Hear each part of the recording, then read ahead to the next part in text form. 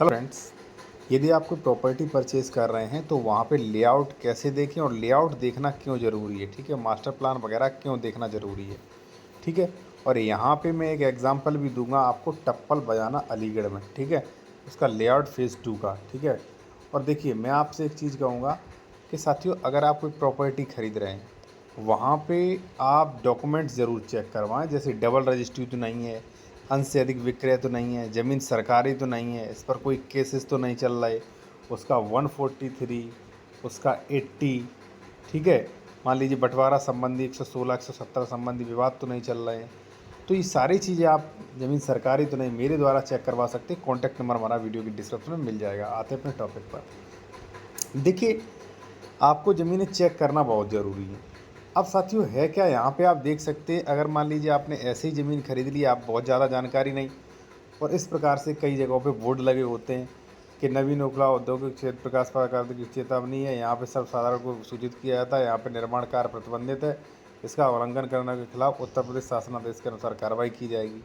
यानी कि आपका निर्माण रुकवा दिया जाएगा, कर लिया है तो तोड़ दिया जाएगा, ठीक है? और यहाँ पे आप देखिए, यहाँ पे एक हमारे क्लाइंट्स के पास नोटिस आया, कृपया आप 17 दिनांक 8/1/2024 संदर्भ ग्रहण करना चाहते हैं, ठीक है? यहाँ पे अवगत कराना है, ये गोरखपुर का है, ठीक है? रेट यहाँ पे परगना तहसील जिला गोरखपुर, राज्य संख्या ये गीडा के सुनियोजित विकास के लिए आरक्षित है। उक्त ग्राम के गाटा संख्या उसमें दिया गया, अधिसूचित क्षेत्र के अंतर्गत आता है। इस क्षेत्र में किसी प्रकार का निर्माण प्रतिबंधित है और निर्माण इनका रुकवा दिया। अब इनका पूरा पैसा फंस गया, अब निर्माण वगैरह नहीं कर सकते। तो ध्यान दें, क्या ये गलती कर रहे हैं। पहले तो आप डॉक्यूमेंट चेक करवाएं, ठीक है? और आप मान लीजिए कोई कानूनी सलाह लेना चाह रहे हैं, डॉक्यूमेंट चेक करवाना चाह रहे हैं, तो हमारा कॉन्टैक्ट नंबर भी आपको वीडियो के डिस्क्रिप्शन में मिल जाएगा। देखिए, अब ये है साथियों लेआउट प्लान। इसमें है क्या, मैं आपको बताऊं। देखिए, अगर शहर को सुव्यवस्थित तरीके से बनाया जाएगा कि कहीं पर भी देखिए कॉमर्शियल, ये यहाँ पे रेड दिखाया जा रहा है कॉमर्शियल है, ये कॉमर्शियल है, तो सुव्यवस्थित तरीके से बनाया जाएगा तो शहर अच्छे होंगे। अगर मनमाने ढंग से चलोगे, कहीं भाई 10 फुट की गली, कहीं 50 फुट की गली, तो कैसे शहरों का विकास हो पाएगा। तो इसलिए एक कानून है, अर्बन प्लानिंग डेवलपमेंट्स, ठीक है? उसके अनुसार मकान बनाने होते हैं। आपने सुना होगा लेआउट पास होना चाहिए, ठीक है? कई बार सुना होगा कि कॉलोनियाँ जो हैं इतनी अवैध हैं। तो वहाँ पे देखिए, इस प्रकार से जैसे मान लीजिए लेआउट है, तो देखिए यहाँ पे सब कुछ दिया गया है।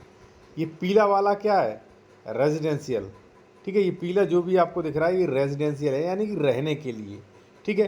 तो अगर मान लीजिए इन एरियाज़ में, मान लीजिए अगर मान लीजिए आप खरीद रहे हैं ज़मीन मकान बना वगैरह बनाने के लिए, तो फिर सही है, क्योंकि ये रेजिडेंशियल है, ठीक है? अब ये देखिए, रेड कलर का क्या है, कॉमर्शियल। अब यहाँ पे आप सोच रहे हैं कि मैं यहाँ पे रहने लगूँ, तो गलत सोच रहे हैं, ठीक है ना? यहाँ पे अगर मान लीजिए आपने खरीद लिया ज़मीन, तो रेजिडेंशियल नहीं, कॉमर्शियल होगा, ठीक है? यहाँ पे आप ब्लू कलर से देख रहे हैं तो इंडस्ट्रियल।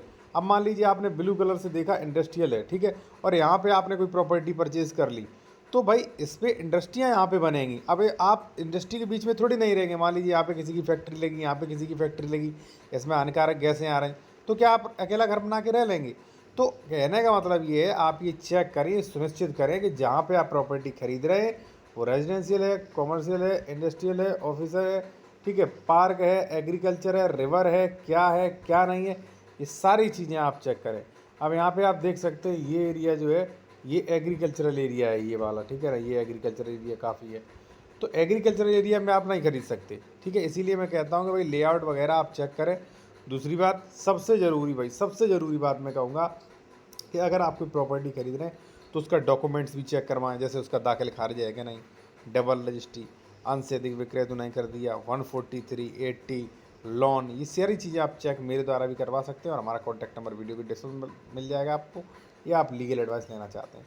तो कहने का मतलब है, अगर मान लीजिए आप ज़मीन कहीं सिटी वगैरह में खरीद रहे हैं, तो आप ये चेक करें ये मास्टर प्लान में तो नहीं है। और मास्टर प्लान यहाँ पे लागू है, तो मास्टर प्लान में इस ज़मीन का यूज़ क्या है, रेजिडेंशियल है, इंडस्ट्रियल है, एग्रीकल्चर है, क्या नहीं है, ठीक है? वही आप